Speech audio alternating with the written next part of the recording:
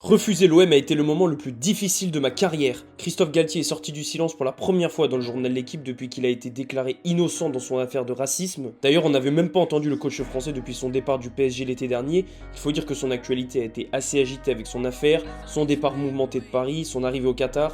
Christophe Galtier aurait pourtant pu revenir plus vite sur le devant de la scène puisque l'OM était tout proche de le faire venir après le départ de Marcelino. Et avant de prendre Gennaro Gattuso, Pablo Longoria a tenté sa chance avec Christophe Galtier.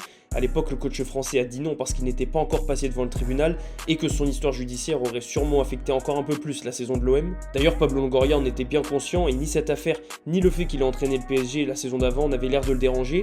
Finalement, Galtier n'est pas venu et comme il l'explique dans le journal L'Équipe, ça a été le moment le plus difficile de sa carrière. Christophe Galtier est formé et né à Marseille, il n'a jamais caché qu'entraîner l'OM était l'un de ses rêves, il y a déjà joué en tant que joueur, il a été adjoint, il a été entraîneur intérimaire mais pas entraîneur principal, et même si Stéphane Tessier, le directeur général de l'OM qui est proche de Christophe Galtier, partira cet été,